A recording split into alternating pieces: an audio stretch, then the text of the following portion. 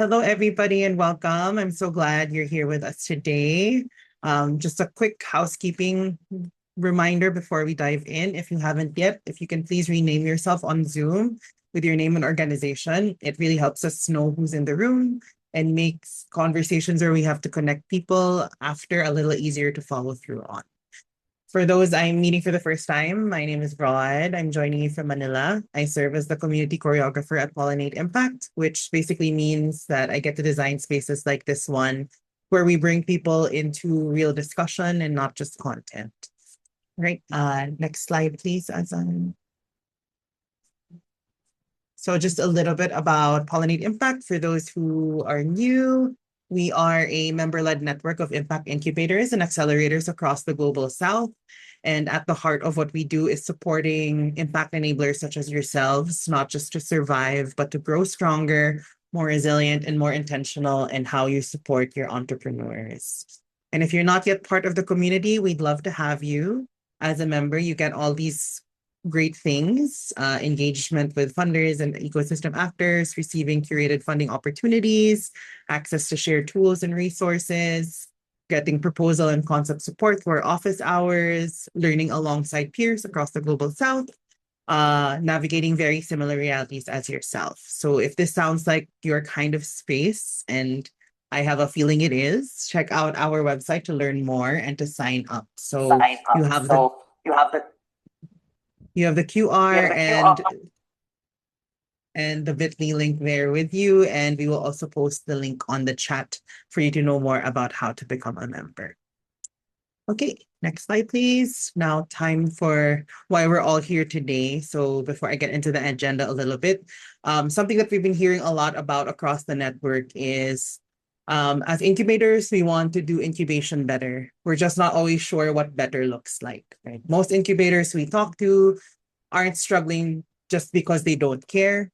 They care very deeply about their programs and their enterprises, but they're often working with very real constraints, limited resources, lean teams, packed program calendars, and doing their best with what they have.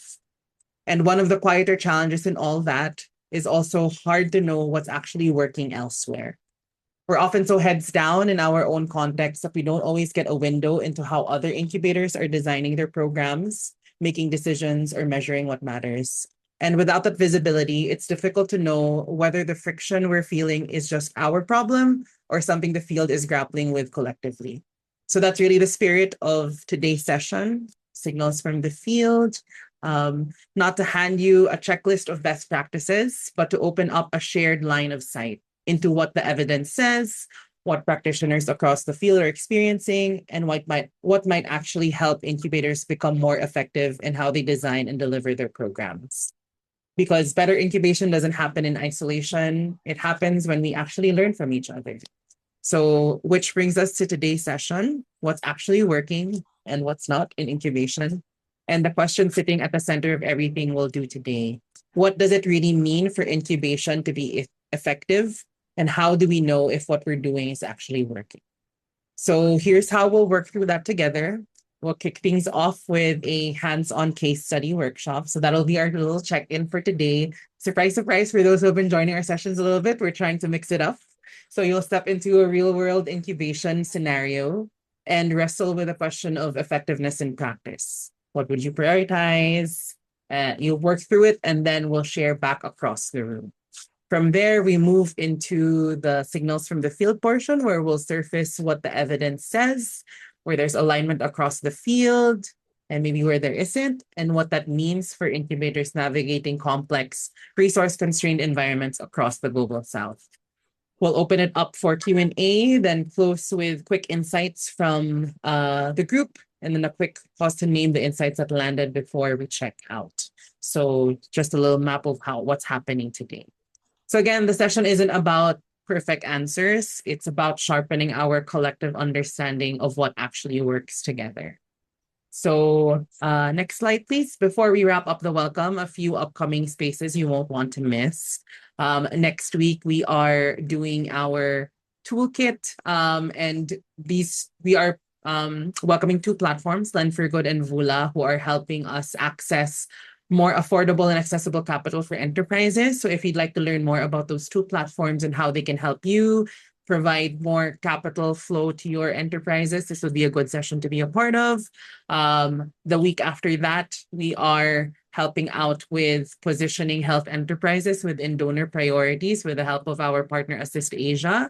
So they'll be talking about what they've learned through their work in fundraising and some strategies that can help position health enterprises with across the global south within the priorities of funders. And then lastly, for members here who might want to join us, we do have an orientation coming up in June 3rd. So if you haven't attended a member orientation yet, you should. Sophia is here with us also, our membership mobilizer.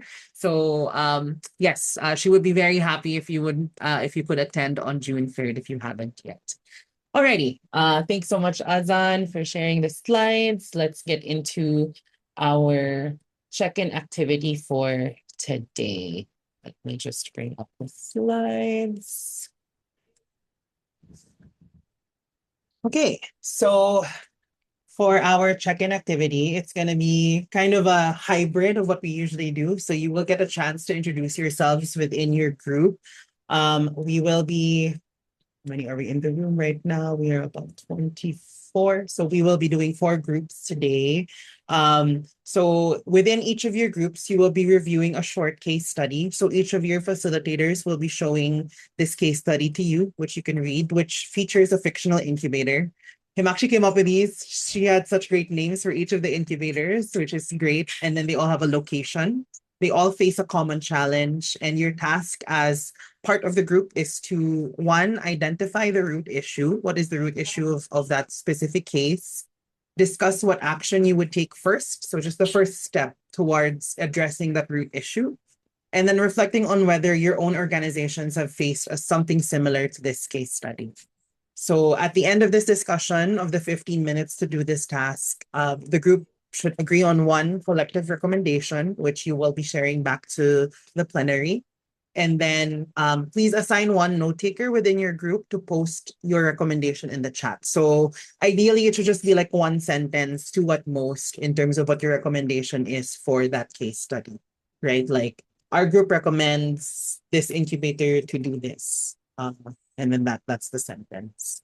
So these are your guide questions. They will also be flashed and copy pasted by your facilitators within the room. So again, very similar to the task, right? So what is the root issue that the organization in the case study is facing?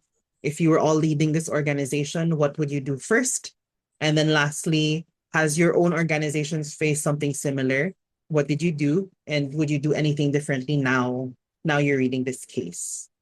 Okay. I'm opening the floor for any questions, any clarifications before we start.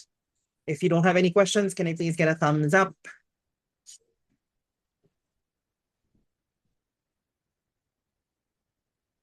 Thank you, Chan. Thank you, Nick. Thank you, Nathando, for Fatima. Alrighty. Okay. So I am assuming there are no questions. So we will now go into our rooms. You will have a facilitator there waiting for you for each of the groups. And then you will go through the case study, read it together, and then you will answer the discussion question. So you have 15 minutes to do all of that. We'll go back, share back for 10 minutes. Alrighty. Anytime, Kavya, you are ready. Okay, we're ready. Thank you. See you all at the breakout rooms. Welcome back, everybody. I'm sure our conversations got cut. Everybody seems to be enjoying this discussion. So glad that we have a lot of people here with us to discuss as well. Just to do our share back for each group. So we'll just have 2 minutes to share. I will time it so that we can really make sure that we are within our time limits. But basically, if we can, we can share the root issue we identified and then our group's collective recommendation. Okay. If you can also give like a tiny little Sparks note, like version of what the case study was, I think that'll be helpful to give context to the rest of the group. So let me just put us to group one. Group one, I think, is Garima's group. Yes. Here you go. All right. All right. Anybody from group one, Caroline, Gladius, Fatima, feel free to go ahead and just give a 2-minute short what you as a group discuss and what you think is one key thing that you took out of this case study. I can go ahead if everyone's okay. Yes. Go ahead, Fatima. Thank you. The root cause that there were a few root causes that we identified. Mainly was that there seemed to be a disconnect between the mentor and the mentees in terms of what with the mentors being actually at the very high level, senior professionals, and our mentees coming from an agri incubator. So with probably coming from small businesses as well. So it's difficult for them to connect when we have senior professionals like this trying to talk to them, and especially where there's one-way conversations where they simply talking to them and talking at them and rather to them or bringing them into the conversation. So that was one of the root problems that we came in there, and we also it appeared that as though this mentorship program was not well thought of, because it seemed to be lacking in empathy as well. It didn't seem as though there had been any kind of engagement with the mentees in terms of what their expectation of the program would be, and that's important if you want to have an effective mentorship program, because how else then are you going to measure your results at the end as well, and how else are you going to be successful in what you are doing? So very simply, that seemed to be the root program. And going forward, the mentorship program has to be well thought out. There has to be engagement at all levels. There has to be empathy, a very serious level of empathy, because people join incubators because they need assistance, and they need assistance. They need to be handheld. They need to be helped. They can't just be given information, told what to do. They have to understand what it is that they're getting themselves into, and how they then can take all of this information and use it effectively in their little businesses. Thank you. Thank you. Thanks, Fatima. Thank you so much. Group one. Okay, we'll go to group two. Amba, which Himakshi's group. Yes, thanks, Rod. So who would like to go from group two? I know we decided in the end that Portia would go, but we were just cut off. So Portia, Nathando, who would like to go and represent the group here? And we can talk about the root issue and the collective recommendation that we discussed.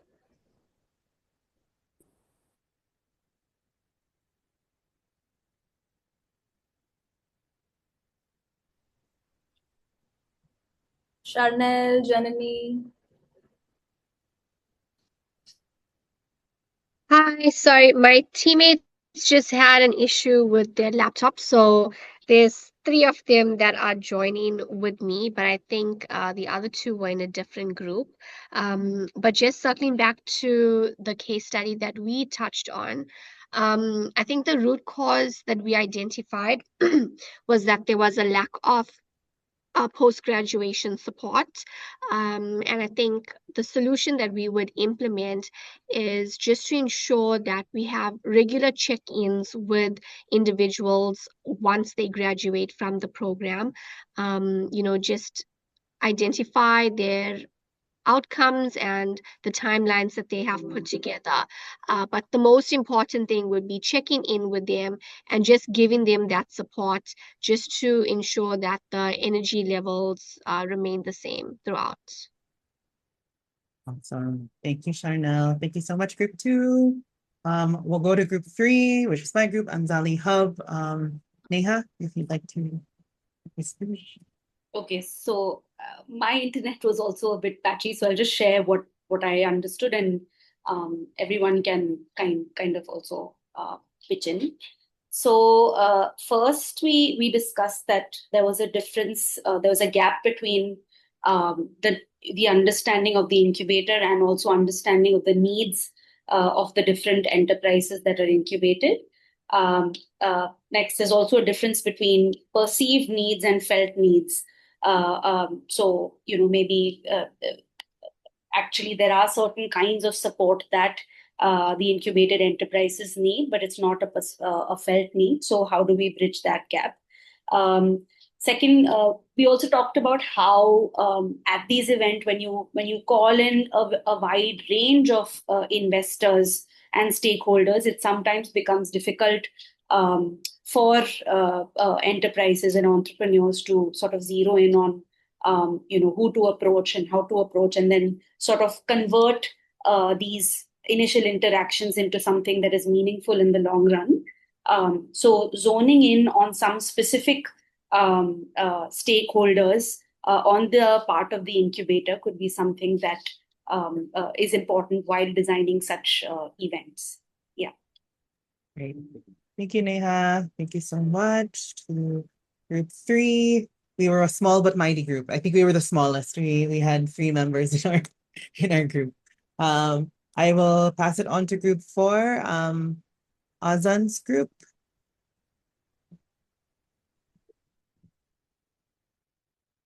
The Futuro Lab group.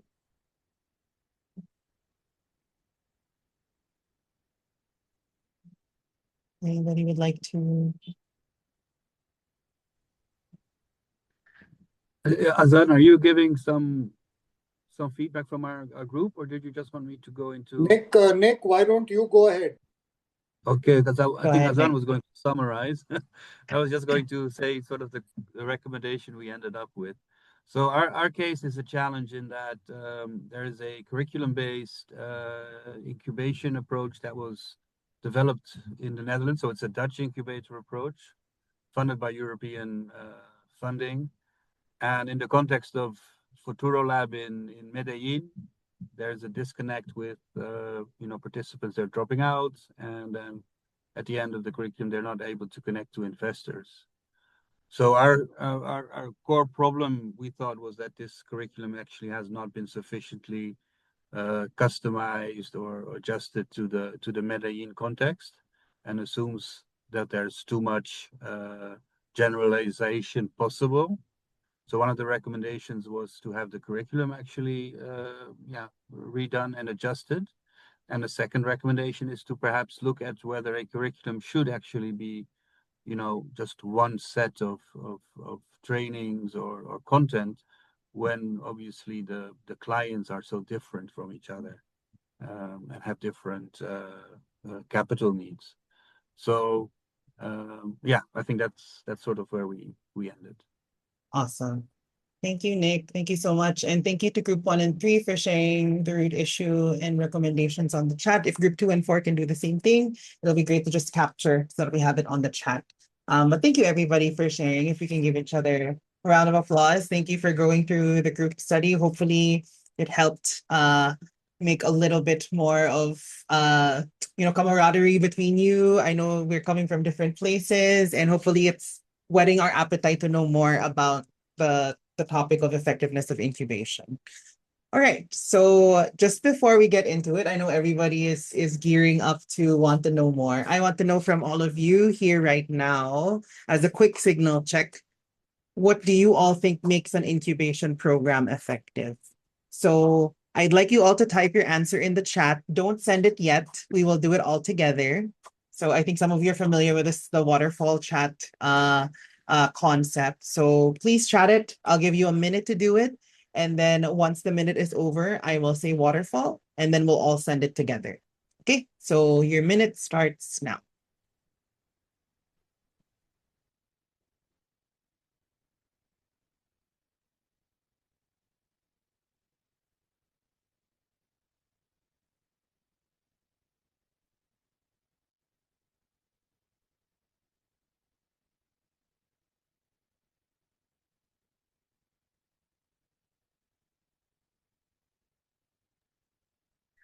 About 30 seconds.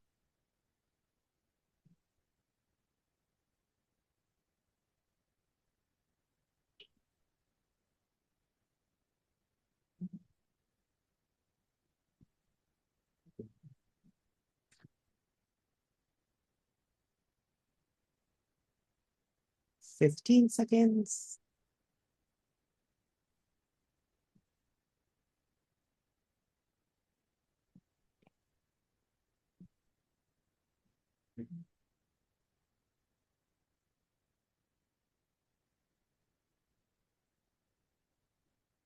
Ten seconds.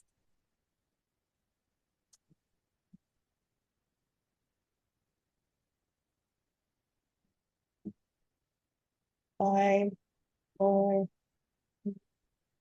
2, Waterfall. You can all send our chats. Thank you. Yay. Himakshi, anything catching your eye so far from your end? Thank you so much, everybody. This is great. Just reading through it really quickly. Needs-based for segmented SMEs. Build an effective startup ecosystem covering all stakeholders. Diagnostics is key. Definitely, I see that. Thank you, Chand. Sticky relationship that provides continued needs-based support. Really good point. Thanks, Neha. Geared towards reaching out to the community they serve and address the problems, expectations they have using sound mentorship and assistance that's relevant to their needs. Thanks, Fatima. Peter says tailored approach to each entrepreneur's needs plus post-program support. Oh my gosh, I love it, Shumate. You in a minute, an essay from, but this is really good in terms of an effective program having tangible outcomes rather than have fostering a stagnant echo chamber of familiar faces. Strategically curate networks to bridge founders with new relevant external stakeholders. So I see a lot of different ways to kind of address different needs, right? So it seems like what I'm seeing collectively, Himakshi, is that people see that there are different kinds of support that entrepreneurs needs, and it's really about addressing these needs in fresh new ways. Maybe not your usual curriculum, not your usual program, but like making sure that those needs are met in whatever way or shape it comes in. Yeah. So I'm gonna turn it over to Himakshi, maybe to give her quick thoughts on this, and then we can go to what she's seeing in terms of the literature. So Himakshi. Thanks, Rod, and thanks everyone for participating in the Waterfall. I see a lot of good points here. Few of those that actually connect with the research evidence, but few of those which have surprised me as well. And maybe, you know, when I'm sharing the research insights and findings with you all, you'll find that a lot of these things actually you deal with them on a regular basis, but a lot of these things you don't deal with on a regular basis. Maybe few of you do, few of you don't. So I'm gonna now quickly begin with what has happened and what we will be getting into. Can we move to the next slide, Rod? Okay, so in the last 40 minutes, we've all done the hard part. We've debated real, not actually real, these are hypothetical cases, and you've put your own experiences on the table as well. And just now in the chat Waterfall, you've told us what you think makes an incubation program effective.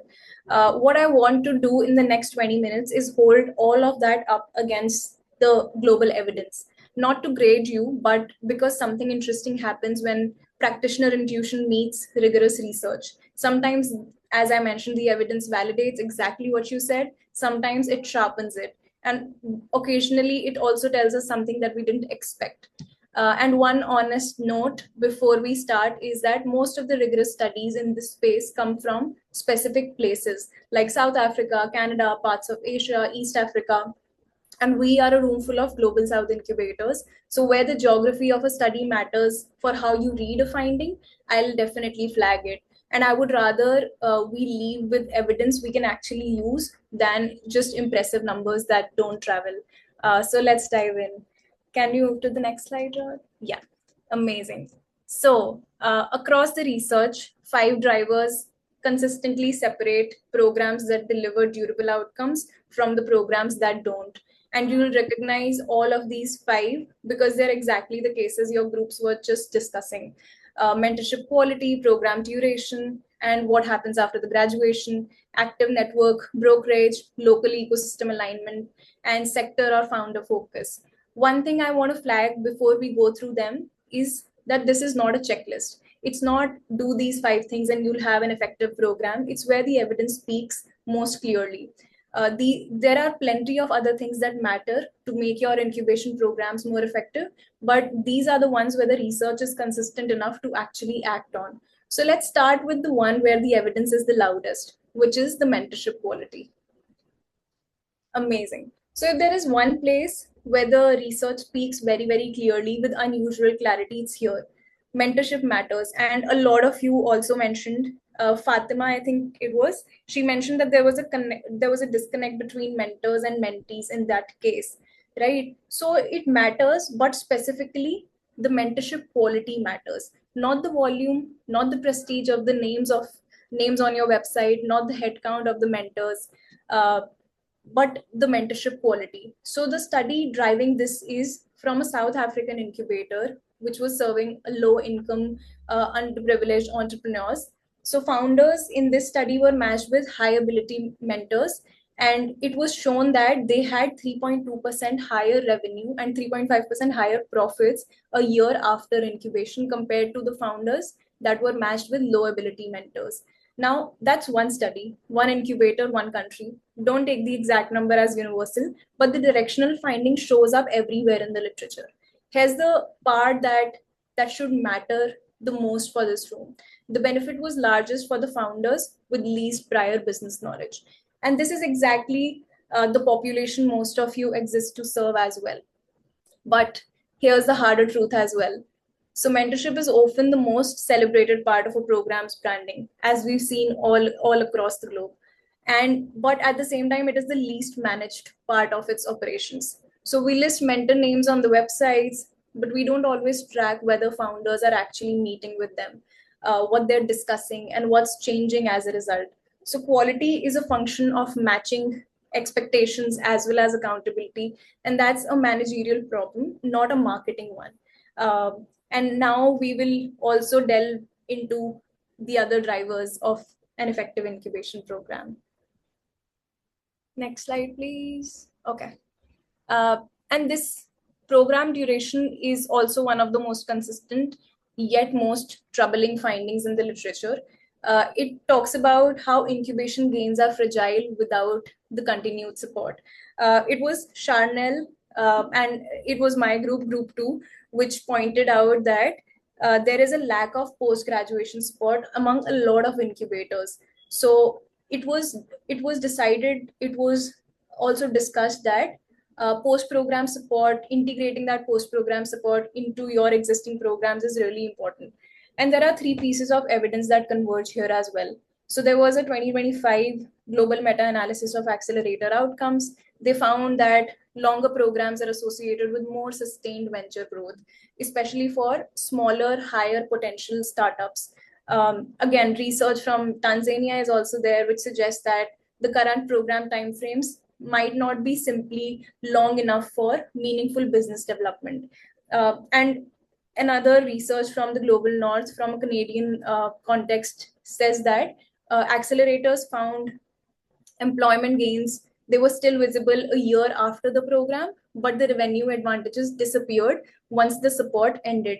And revenue advantages are something that startups, entrepreneurs strive on, right? Even when they are graduating from your incubator, they want to see revenue growing, right? And a quick context on this Canadian study is that that's high growth tech startups that they are talking about, very different from the global South impact incubation. So we don't have to read it as a gospel, but the directional finding that benefits taper when the support stops is echoed in qualitative work right across Africa as well as Asia.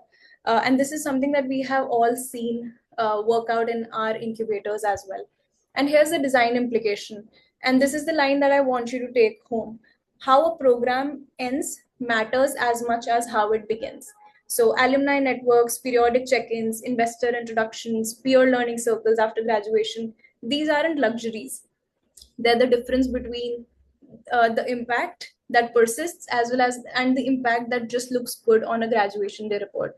So short programs aren't wrong, but the follow-up has to be built in from day one. And this is precisely what we had discussed in group 2 as well. Next slide, please. Okay, this was an interesting case. And show of hands, how many of your programs list access to networks as a core benefit? You all can just react with a thumbs up, where you all think that this access to your networks is one of the core benefit. Oh, it's only Nick? Okay. Right. So a lot of us, right? And I think almost all of us. And here's what the evidence says here, that promise is frequently unfulfilled, not because the networks don't exist, but because being placed inside a network does not automatically produce value. And I think Neha mentioned that active networking in the case was happening, but it did not materialize into meaningful interactions or meaningful connections. And this is where Indonesian incubation research also found that being structurally embedded in a network only improves the innovation outcomes when it's combined with active innovation, open innovation practices as well. So just being connected is not enough. And separately, and this one is closer to home for many of us. The AfriLab study was there, which studied over 100 African hubs. It found that while most hubs list networking as a standard service, there were only 13.7% that identified greater networks as a key success strategy, and over 20% named that linking entrepreneurs to investors is a very big challenge for them. So the thing we promise most loudly is often the thing that we struggle the most with delivering. And here's the reframe. So active network brokerage is a staffing question and not a programming question. And this is where I will again go back to what Neha mentioned, that incubators should have some sort of a facilitator to brokerage that connection that is happening. So it needs someone whose job is to maintain ecosystem relationships and translate them into specific introductions for specific founders with follow-up to track whether anything came out of it. Events and pitch nights are not a substitute to them. So yeah, now moving on to the next driver. Next slide, please. Yes. And this was the case that Nico and group was also taking a look at. So there's a recurring pattern in the literature, and I think many of you have lived it as well. Programs designed for one context, transplanted to another, they tend to disappoint. So two particular findings stand out in this case. There was one Latin American research on participatory governance models, ones that were co-designed with local stakeholders. They showed that stronger outcomes for marginalized entrepreneurs than top-down imported models. And this is what Nico also mentioned, that there was a disconnect from the local ecosystems, and there was too much generalization and a lack of localized customization as well in the case that you were dealing with. And apart from that, also a South African cross-case study of 3 incubators identified that something that authors call structural decoupling. It means when incubators become financially dependent on sponsors or funders, they start drifting from their core mission.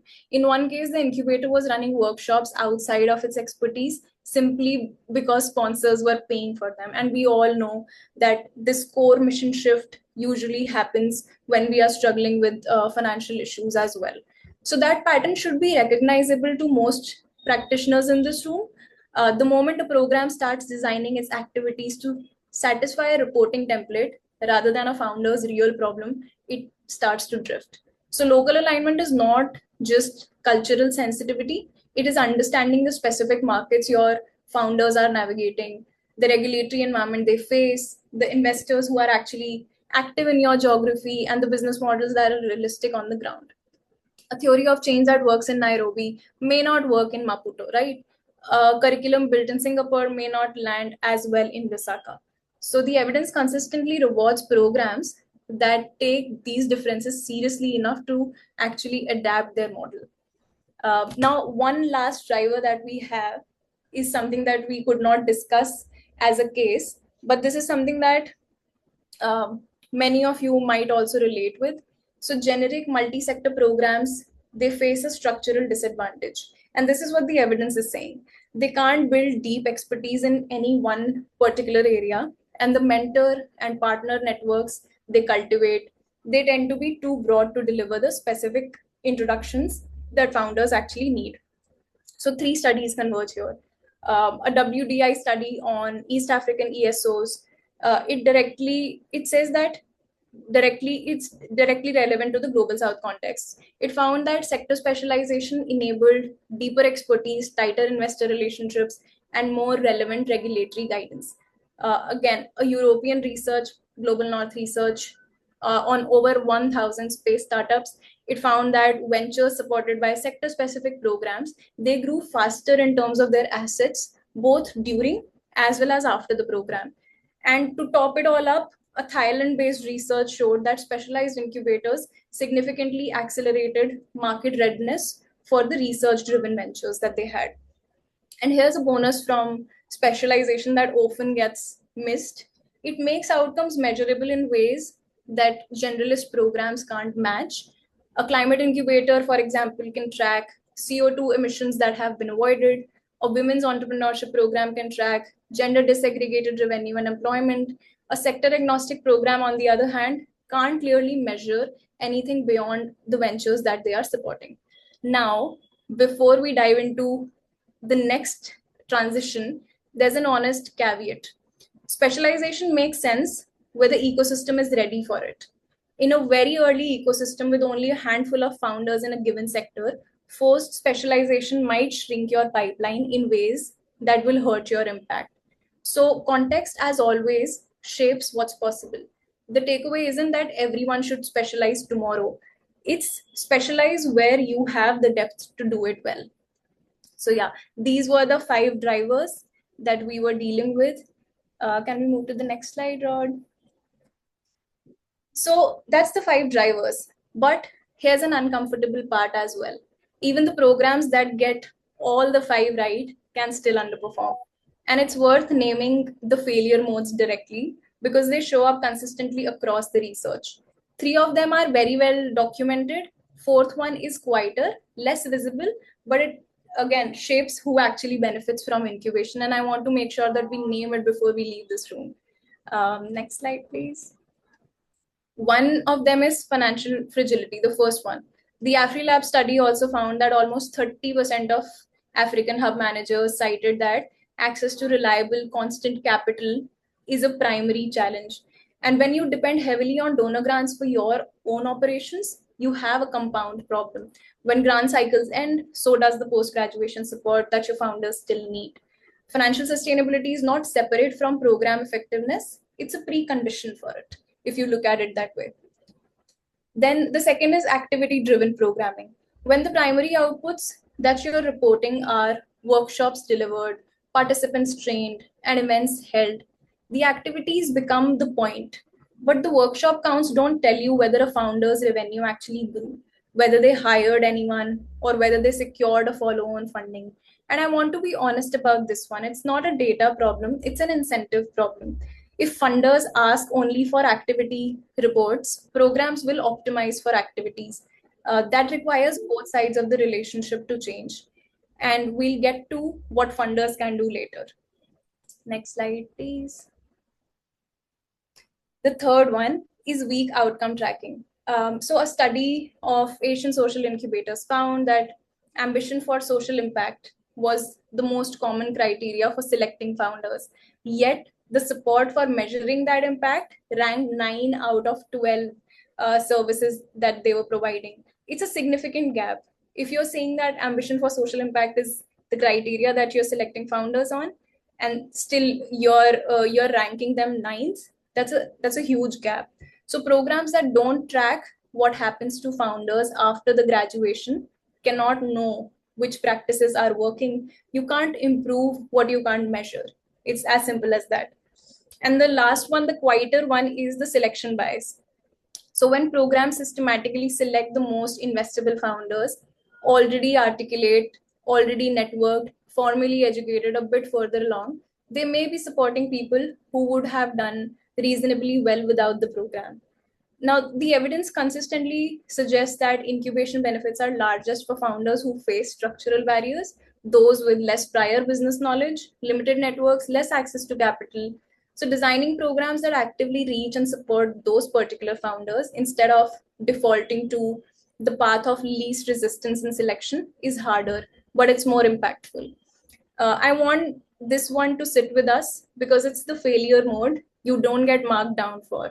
No funder report flags it, but it's where I think the biggest difference between good programs and great programs lie. Next slide, please.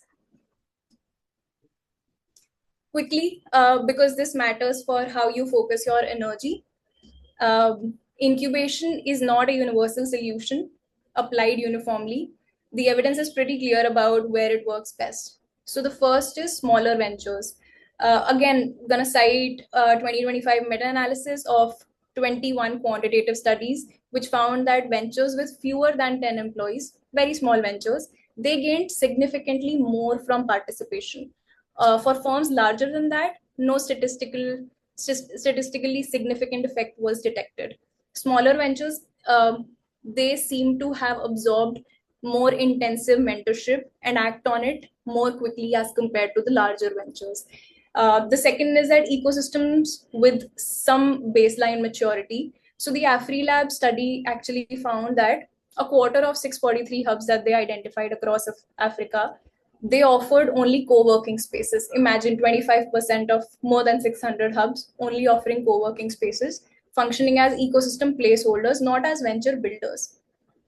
In very early ecosystems, the most valuable role an incubator can actually play may actually be ecosystem building, like convening, attracting external resources rather than the direct venture support. And that's a strategic call worth making, honestly.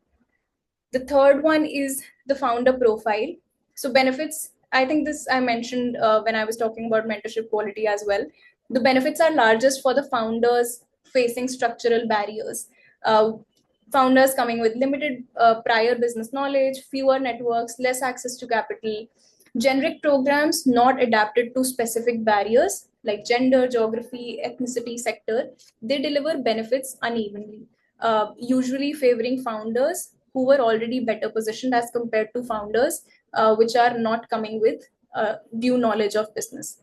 And the honest version here is that incubation works best when it's matched to the right founder in the right ecosystem and at the right stage. It's not a universal intervention.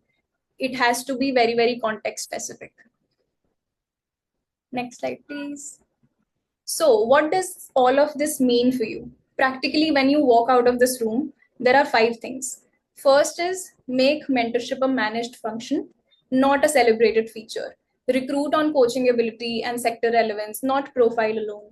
Match very, very deliberately. Track whether the relationship is actually producing anything useful or not. The second is designing your ending before you design your beginning. This is where you have to decide how you will support graduates before you admit your first cohort. Even light touch alumni engagements, they sustain the gains. Budget for it, staff for it, and report on it as well. The third one is brokering networks actively. So identifying what relationships your founders specifically need and assign someone to make those introductions happen. Track the meaningful introductions, not just the number of events that you're running. The fourth one is pick 2 or 3 outcomes and track them seriously. Use what you learn to improve your model and not just to satisfy funders. This means to say that we don't have to pick 10 outcomes and track all of them inconsistently. Pick 2 or 3 and track them very, very seriously, very, very consistently. And the last one is to diversify your revenue. I can't focus enough on this. The AfriLabs research talks about it. So many other researchers talk about it, that financial fragility does not just hurt you, it directly harms the founders that depend on you. And we'll talk in a moment about what funders actually need to make that possible. Next slide, please. So you can't solve this issue alone. And here is what you can advocate for funders as well as for policymakers. Funders and policymakers aren't in the room today, but you talk to them every week. So I want to give you the language to advocate upward, grounded in the evidence we've just gone through.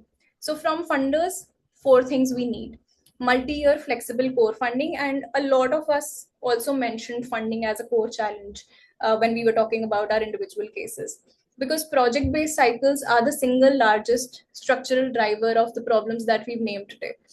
Ask for outcomes, not just activities. What gets measured gets managed. Funding measurement capacity directly and not as overhead, it needs to be minimized. And supporting longitudinal research, because we still don't have good 5 and 10-year data on what actually sticks, right?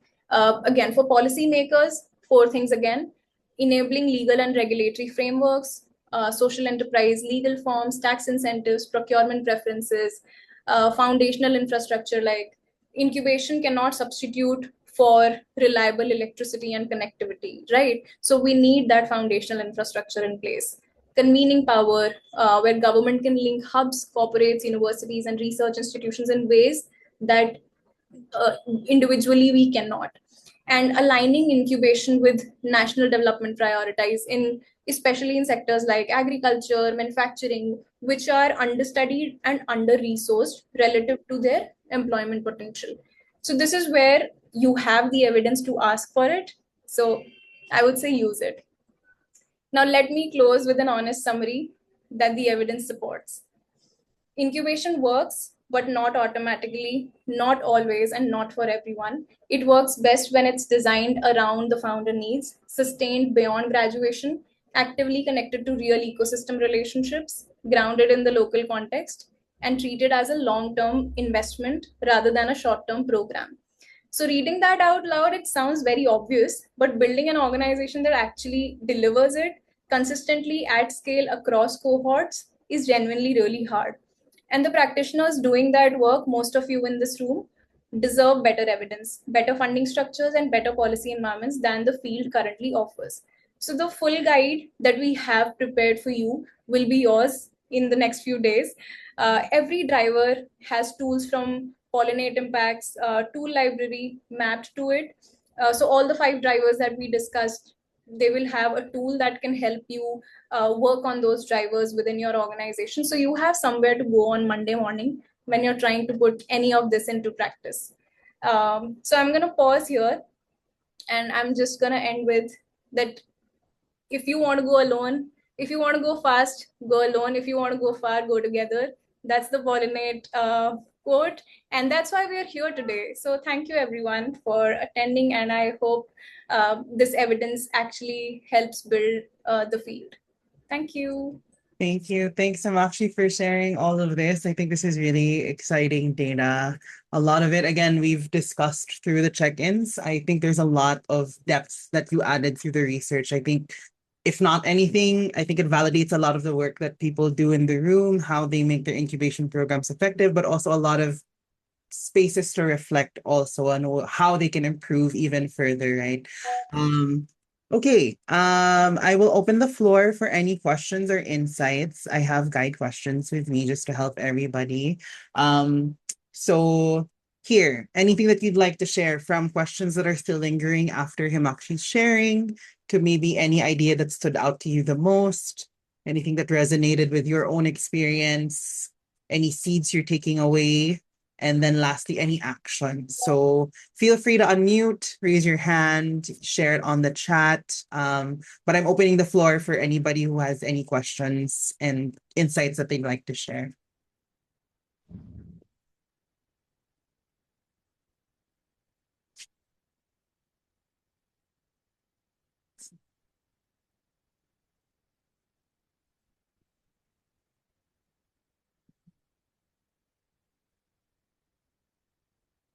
Anyone? Any questions? Any insights? Yes, Nick, please go ahead. Thank you, Himakshi. Brilliant work. Very useful for not only for incubators but also for funders, which I am. I'd have a question for you, or a suggestion to look into more, is these funder and donor incentives. Why do they continue with these cycles that don't work, and putting their own national incubator programs up as models that don't work? What should we, as a community, or you as a researcher, do to change those incentives? So from the funder side, it seems that it's something that hasn't moved much since the last 15 years. Just your response. Yeah. Thanks, Nick, for the question. I think from the broad understanding that I have gained through this research is very much around the disconnect between the funders and the incubators and accelerators. So while incubators and accelerators are facing challenges on the ground, those are not being communicated well enough to the donors and funders, and that is why donors and funders come with their restrictive conditions, especially when we talk about global south incubation, right? So that disconnect needs to be communicated very well. That disconnect needs to be avoided and shortened. And as you mentioned, it's been 15 years or so, that hasn't changed. So maybe as an incubator leader, as a funder, as a policymaker, this is something that we should really strive for. And I believe in the power of goodness. I believe that if we really communicate, since you are also a funder, if we really communicate not just our value, but also the problems that we are facing as incubators on the ground, we can really, really make that difference happen. But thank you for your question, Nick. And I think there needs to be more research on that disconnect as well, and what we can do further about it. Thank you. Thanks, Nick, for the question. Anybody else who would like to ask? I just opened the feedback form, so if you can please also answer that while we're listening to insights and questions come up, that would be really helpful for us. Anybody else would like to share questions, insights? So, hi everyone. Godfrey, go ahead. Yeah. Thanks for the insights, Himakshi. And just to comment on what Nick had requested, I think the disconnect has existed because I think the design of the programs is usually from the funder side, and so there has been an absence of co-design these incubation or entrepreneur support programs where funders, like the bigger funders, the foundations, Mastercard Foundation, will just come up with a design of a program to support entrepreneurs in a specific sector with a specific target, with specific deliverables and objectives.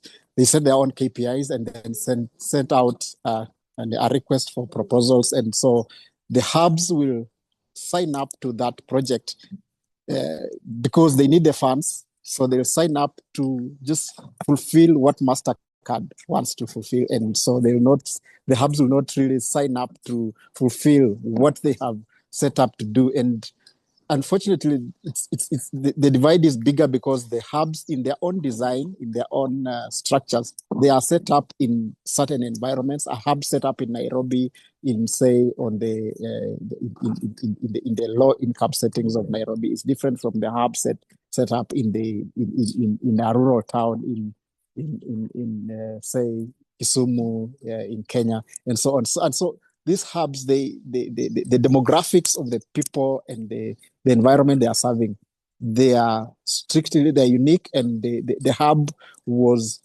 in its own purposes and intent wanted to fix or to help sort out that problem. But then the funders do not design a program for, say, Kisumu entrepreneurs. The funders will design a program to, say, support fintech, incubators. So this I think it's, for me, I see that the most important take home from this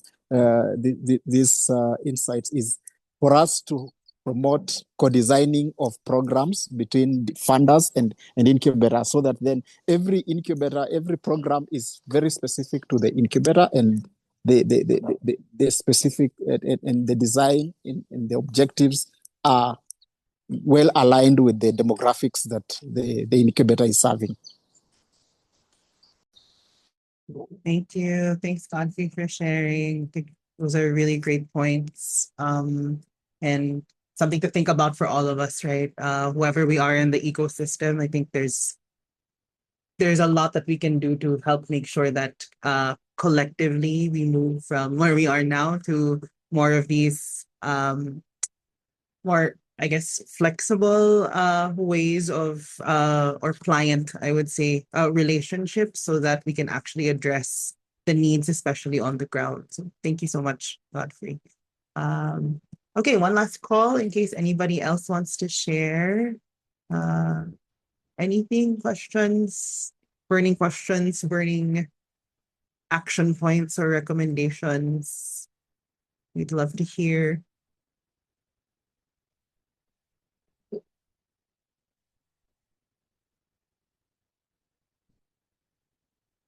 Going once, going twice. Alrighty, if there is none, thank you so much all for joining and for staying. I hope that this has been a productive and insightful session for all of you. Thank you so much for all your comments. I think this is a very engaging session. And as we said in the comments, we will be sending the slides immediately when we send our thank you notes after the session. So you'll all have at least access to the information within the slides that we talked about today. And then Himakshi will follow up with the best practices document, which will contain more of the recommendations as well as the sources with which the research was reviewed. So that will be coming very soon. And then just to also plug a little bit for those who are still here, one of the things that we talked about was mentoring, right? And effective mentoring. And we have a program that is upcoming called Catalyst Circle. It's our second cohort where it's an online program where people are able to learn more about peer mentoring and peer mentoring skills within their organization and also for their programs. So if you are interested, I think Tess has sent the link on our chat. Tess, if you can send it again. Deadline is May 22. So if you'd like to know more, you can visit our website and look at the Catalyst Circle program. It is a kind of a portion of its actual cost. I think it costs about $100 for non-members. And then if you become a member, the cost goes lower. So this is your chance to kind of improve as part of an incubator, also as a leader. I think the peer mentoring program has been very helpful. Himakshi and I were part of the first cohort. We just recently graduated. And so I mean, we're a testament, I guess, in terms of how effective the peer mentoring program is for those who might be asking. Again, you can reach out to Tess or look at the link to learn more about the program. Thank you so much, everybody, for joining again, and hopefully we see you on the next one. Yeah, we promise to share all of the materials as soon as we have it for this one. And yeah, we hope to see you in future convenings and that you stay connected with the Pollinate Impact Network. Thank you, everybody, and have a great rest of your day. Bye. Thanks, everyone. It was Thank lovely having you. you all. Bye bye.